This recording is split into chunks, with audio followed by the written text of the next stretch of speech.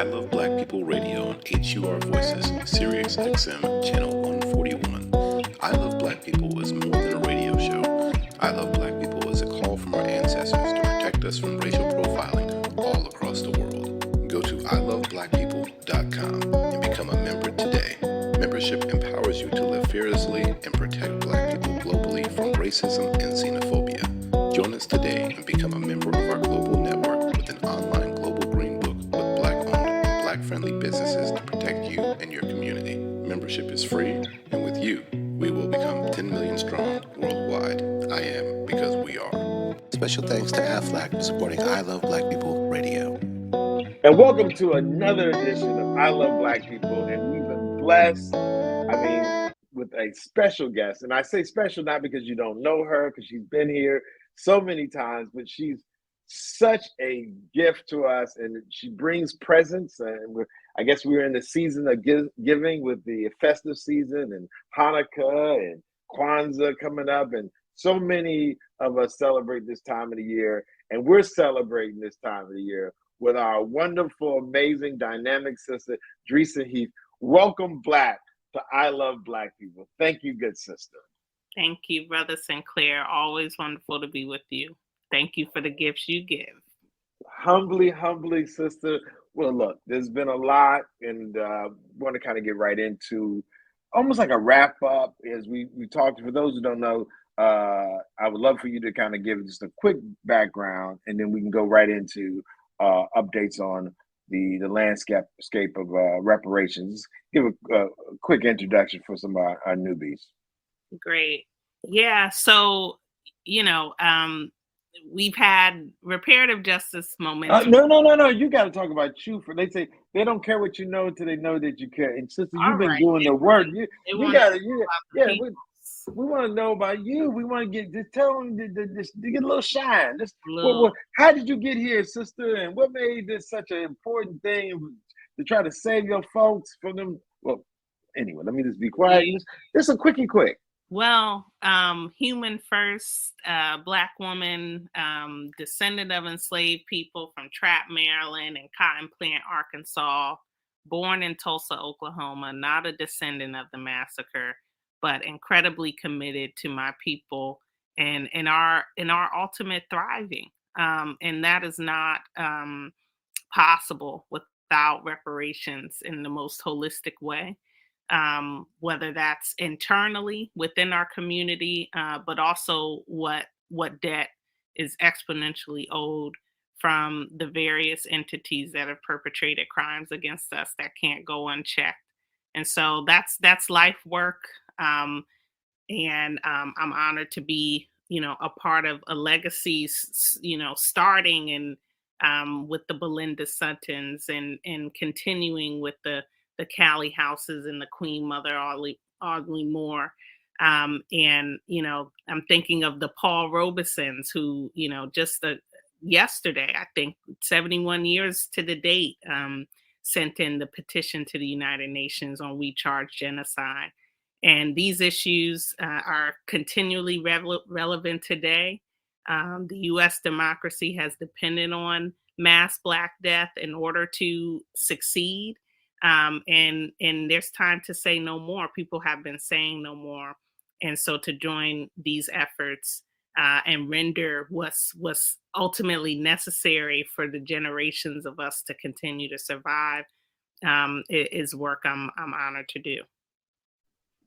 Well, all right. Like I said, that's some caring right there. So, your work is, brings you to the Capitol and all over the country, and if not the world.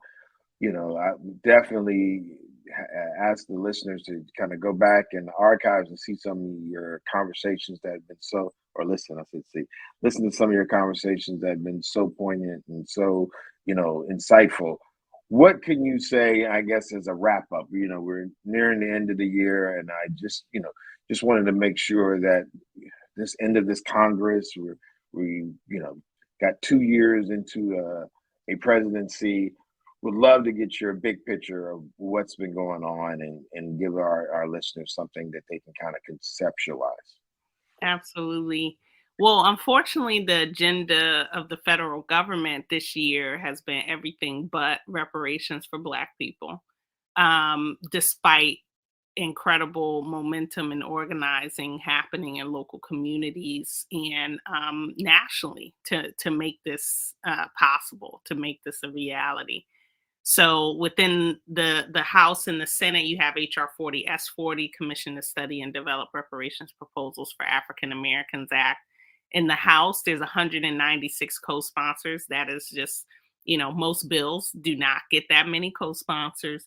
There's an additional 22 votes to pass the bill. They've refused to pass that bill, even with a number of states and locales moving forward with their initiatives. The call has been for an executive order for the president to establish the commission. Oh, and you said refuse to pass or refuse to put HR 440 up to a vote. To a vote, and in lingo terms, that is also passed. It did have its historic vote out of the Judiciary Committee, the subcommittee. But it needs to come to the floor, and it has yet to do that, despite public promises, despite private promises to do so. And so that's a natural pivot then to what has been the secondary ask around the executive order, which Biden and Harris both ran on that for their promise to Black America. It's come up as the number one issue for the Congressional Black Caucus through their outreach and polling. Reparations. And so, it's in the hands of the administration to issue an executive order just establishing the commission. We've seen other presidents do this. Carter reiterated a Holocaust commission. There are other presidents who have established executive commissions and appropriated enough funds to deal with the issue. And in this case, right, within that, you're seeing the president actually establish a council last week after the Africa Leaders Summit, or during the Africa Leaders Summit, which is an advisory council on African diaspora engagement in the United States. There's no reference to reparations here, and also, let's be kind of clear that these aren't made the same, right? This is not a reparations council, and you need to expand your powers and your resources in order to comprehensively address the gravity of the harms. But this is a deliberate move by the administration to answer, to punt to reparations demands. And ultimately a silencing tactic. We've seen too many of these tactics used. And that's unfortunate as the human cost of inaction and debt continues to compound. It's such an interesting psychology. You would think that the perpetrators would want to pay a lesser debt, right? But every day the debt increases. In Congress, this 117th Congress too, you had the passage of important legislation, some being incredibly symbolic, though, that did not change material conditions. So, of course, you had the federal, Treasury put Maya Angelou on a quarter, even though that quarter is only worth 67% of that quarter to me as a Black woman. You had, the Harriet Tubman Bicentennial Commemorative Coin Act. You had the Crown Act, which bans hair discrimination, though people, and discrimination requirements are also not always enforceable because people are going to just discriminate in the moment regardless. You had Slavery Remembrance Day that was enacted in a resolution acknowledged by the president this year. You had a resolution celebrating Black History Month, a resolution condemning the Buffalo Massacre.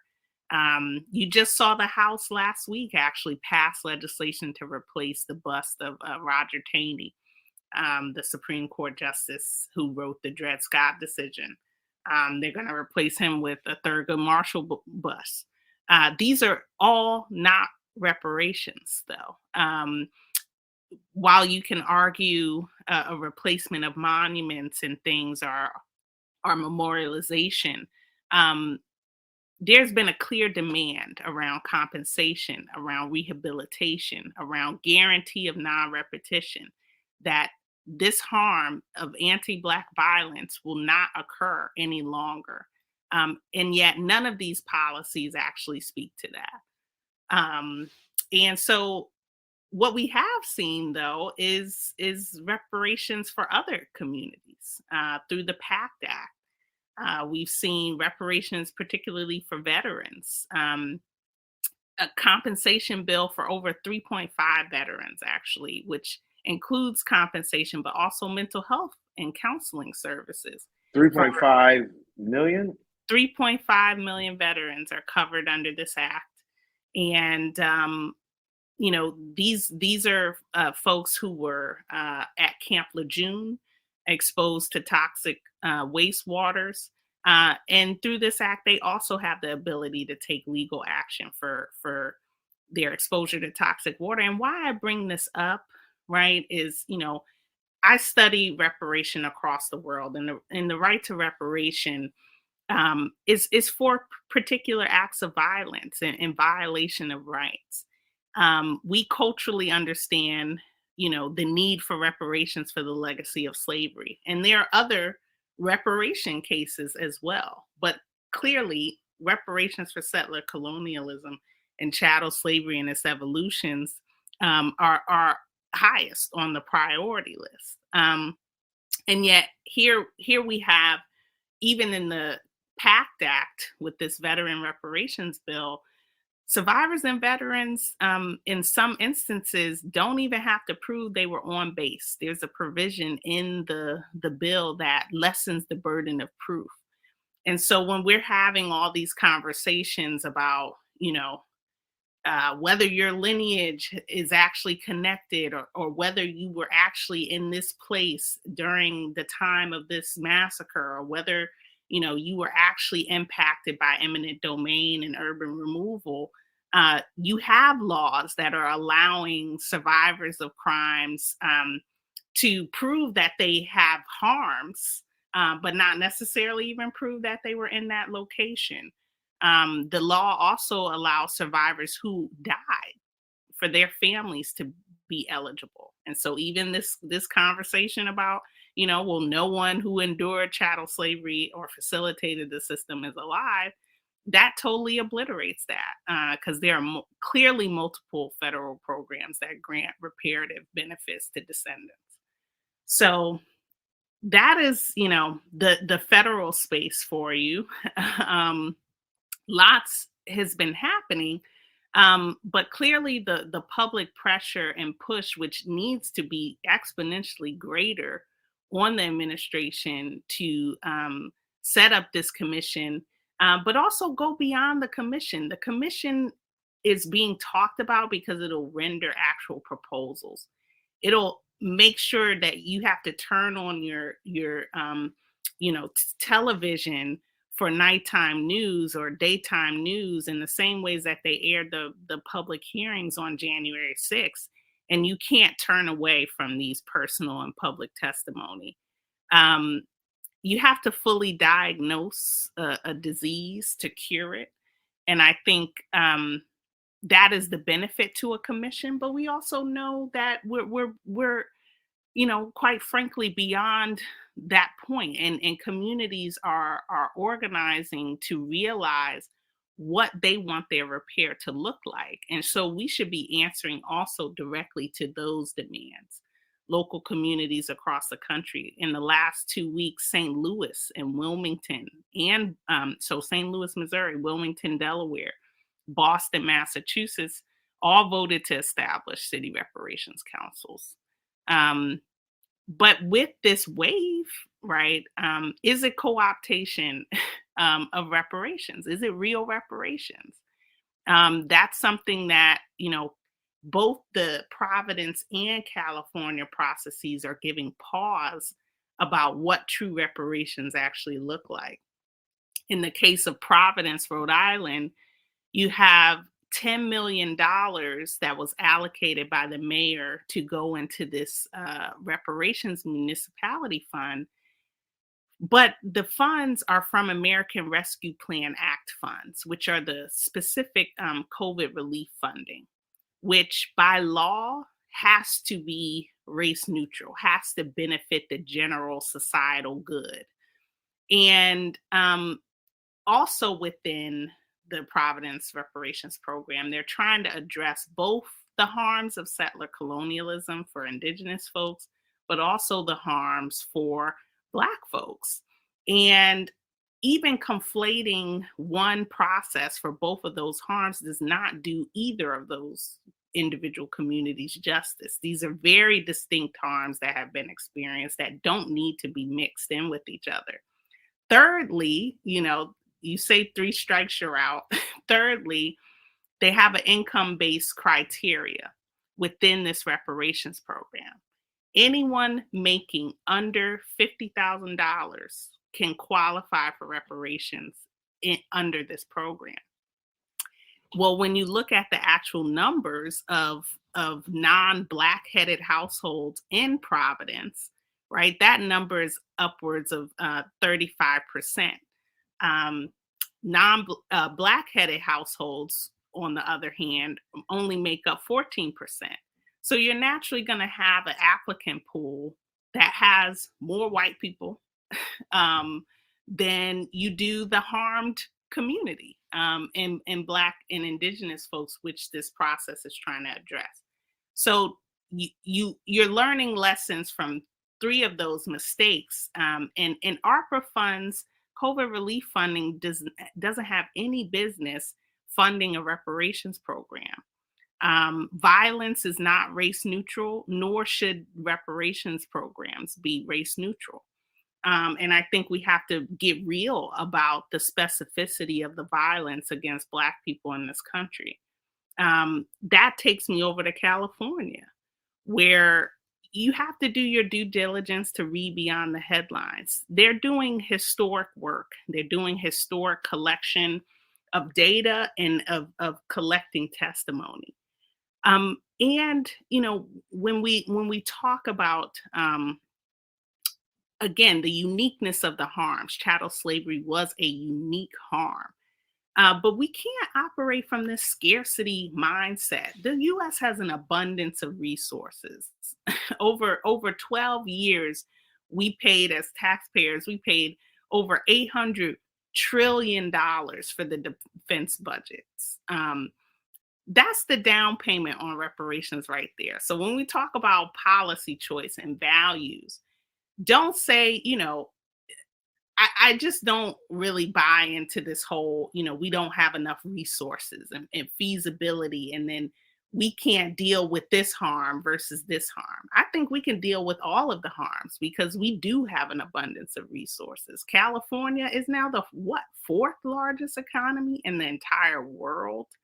And you're telling me you can't necessarily deal with both chattel slavery and housing discrimination and how the war on drugs impacted Black folks in California specifically. So I'm having a hard time with these processes advancing without the federal government to be an example, because the federal government should be leading. But again, in the case of California and just even eligibility, reparations are supposed to be inclusive of everyone experiencing in the harms. So if the California Reparations Task Force has a legal mandate to explore remedies, holistic remedies post-chattel slavery, so any racial terror lynchings, political disenfranchisement, housing discrimination, lending discrimination, then they shouldn't exclude Black folks who have been harmed by those very violations. There's enough resources to go around to address all of these harms in the ways that they need to be dealt with. I think the biggest lesson, though, coming out of Providence, if we can go back there, is is reparations is just not general welfare. And we have to stop conflating that. Like, governments have been disinvesting in Black communities for decades, centuries. That's the responsibility of the government. That's what they're supposed to be doing anyway. That should not be confused with the Justice and Accountability Act of reparation, of the process of repair. I think that's an interesting point. How do you separate that? Because some things that would just be good policy, Right. and sometimes they'll kind of like mix that in. Oh, we need to have education that's free. Well, there's so many countries that have not offered any reparations that already have free higher education. Like, that's just good investment in the population. How do we separate police not killing unarmed people? Like, Right. there's some things that just don't happen in plenty governments all over the world that aren't reparations. How do we separate, and again, I'm an extremist. I want my check, but like, how do we reconcile or discuss these things where sometimes just good policy for everyone gets confused with the historical context of the fact that I was denied my, inheritance that was denied my ancestors. Right. The historical and the present context, because you're in this constant state of denial. And any of your own individual advancements are just pushing on the brick wall of the grain. But still, regardless of income and your status, there was a grave harm done that has not been paid. And so you bring up a very great question that I think that is just, we don't wrestle with as often as we should. It is not the job of reparations to address all racial inequities, right? That is the job of public policy. This is it reparations should hold like a more symbolic and practical power than traditional public policy, or else that would render reparation ineffective and indistinguishable from what the government's policies are supposed to be. I mean, just take the Fair Housing Act and the Voting Rights Act in the 1960s, right? Significant investment in racial equity over the course of a few decades, even with this recent administration. None of these social policies were tailored to actually reverse harmful intergenerational impacts of the legacy of slavery, right? Nor did any of them guarantee the non-repetition of anti-Black violence. Therefore, you can't consider any of those social policy packages as reparations. We also have to diversify the income streams. We should be using COVID relief funding to tend to the harms of the pandemic, right? That our people are still suffering from. We're seeing the numbers projected into the hundreds of thousands of deaths next year for March 2023, right? Our people are still impacted by this, from our access to everyday rights and access to food and education, to life or death, and whether or not you can actually survive the infection. And so why wouldn't we be using those COVID relief funds for those very purposes, right? You have Biden coming out earlier this year saying, if you have extra COVID relief funding, go ahead and apply that and allocate that for more law enforcement resources, right? So this push to use these ARPA funds to further police and further control and conditions of social and economic control on the Black community is, and then not only social control, but then for race neutral reparations, right, which don't exist, that's incredibly problematic. So there is a responsibility for the government to deal with the depths of economic inequality, and there is a responsibility of a government, if they commit a crime, to remedy that crime. Those are not the same responsibility. support comprehensive reparations that is actually going to render us back to somewhat of a morally acceptable place. Well, look, that was a lot, and it is, as I'm sure, and I know there's a lot more. Thank you for all that you do. In spite of, I say in spite of because I know there's a lot was in there. A lot was in there, and I think there's certain things, of course, because of your integrity that you don't necessarily say in forums like this. But I definitely know you deal with a lot, even within our own community, and definitely appreciate. Uh, there's no generational chauvinism, so just praise God that you as a representative of so many things, including your generation, are standing up for our ancestors like you are, and for our future prodigy. So as we wrap up, as always, I am because we are, and I definitely wouldn't be me, and neither would I Love Black People without your presence and continued visionary brilliance.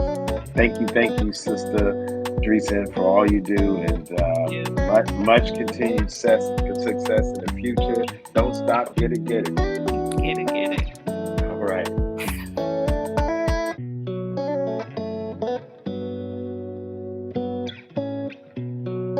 This is I Love Black People Radio on HUR Voices, Sirius XM Channel 141. I Love Black People is more than a radio show. I Love Black People is a call from our ancestors to protect us from racial profiling all across the world. Go to iloveblackpeople.com and become a member today. Membership empowers you to live fearlessly and protect Black people globally from racism and xenophobia. Join us today and become a member of our global network with an online global GreenBook with Black-owned and Black-friendly businesses to protect you and your community. Membership is free, and with you, we will become 10 million strong worldwide. I am because we are. Special thanks to Aflac for supporting I Love Black People Radio.